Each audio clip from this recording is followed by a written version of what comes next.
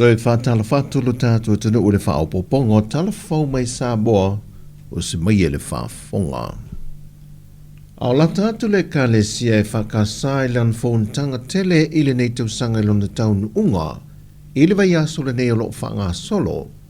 Wa whailu whaapitua e anu whainga masani, le whaalawi loa aloa ia e leo nisi o auna le tua.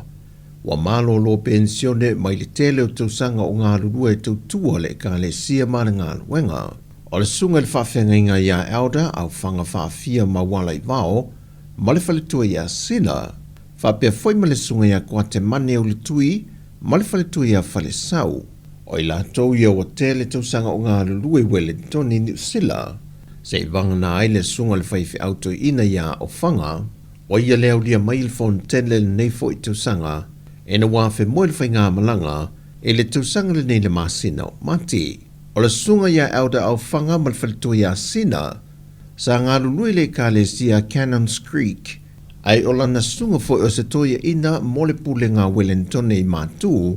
e le mtanga ruenga le lau mua Aotearoa. O le sunga e le whawhenga ia Reverend Kwatemane ma le whaletua ia whalisau,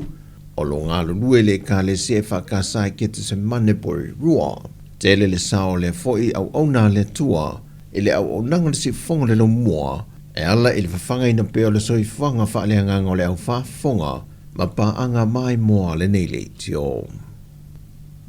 Wa whamautuina se tasi o whonatanga ka peneta neva yaso, le toe tofia i leo le tamaita ia sao le titi ma reva pithem va ai, e wha wau pea ona avea mo ofisa silo mitanga luengo tupe le atunu o, mo leisi tolu tausanga leo wa wha au popo, mai o leo noili ni o tausanga talu o na se e lea to finga. O sao le titi sa wha au lulu i elfa le tupe laulangi e pia, sa avea foi ma faufau tua le komiti wha antonu o le fale tupe o atina e asia mo le tolu tausanga, mai o lo ia o mia wha ai longa ma o lunga mai Universitea Filipaina, ma wha ai longa te pilo mai vaenga o pūlenga taupi sinise, na wha wina mai ai Universitea au Kilane, ma ona wha ai longa so etusi, mai se tasi o Universitea au Setalia, mai le tausanga e whaiva se lau e vase fulma le tolu. E le laule liwina e sui o atunu o te itasi o le Pasifika e se fulma le lima, lena awai mai sa mo le fontanga tele, e sa ide ili fo moa afianga wa afiai le tuptupua e le soifuanga a mata o alo mawhanau le Pasifika.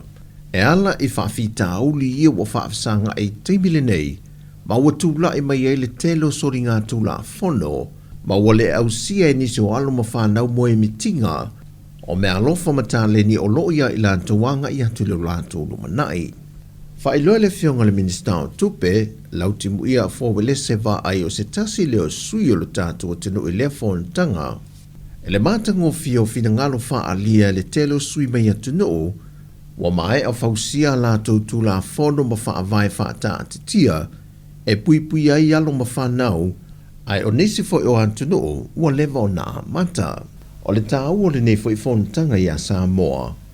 Ona o le ainga, o le nofanga mautūlea e mawhai ei o na mausali ma mawa le soifuanga a mata o alum whanau, mai o mātua e te tau o na whaalango lango ato toa i ai, pei tai o le tele o whaafi tauli wa tūla i mai, wa le malu alum whanau i lea siusi o manga, le ua i lava ina tausa ile te tai o malon Pasifika, ni fofo o ia whaafi tauli ina ua whaata mala mātua.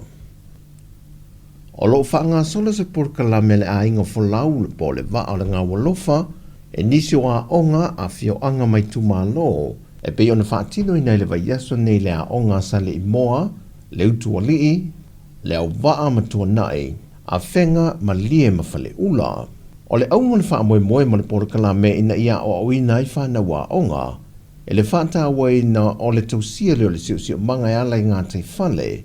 e ala fo i le tue wha amanatu ia i lantou le soi whanga o le tangata Sāmoa e le ngata o tangata fōlau e o le soi fua malolo i no lantou maua o tau mawha me le sami maona lau ele. E se vae ngā lo wha ngā solo nei porkala me ia o ngā tūlanga lua se lau ono se fulu mai upolu masawai o nisi o porkala me o taota la whai o lo wha tau tei e sui o mtanga luenga o puna o wha le nā tūra ma le siu manga Ao isi a onga o lo o nga ia tu ia le au waa le ngau alofa. O le porkalame nina amatamai le tausanga luafe se fulmal fitu, e na tau fia le luafe se fulmal iwa o na o le pepesi o le whaamai o le COVID se fulwiwa. Peitai o le uatoi a mata ma ngā lulue whaatase ma le ofisa o a onga, e una ia le whea o le whaatawa ina lei whanau o le tausia ma le waaia le lei o lo tātou sio manga.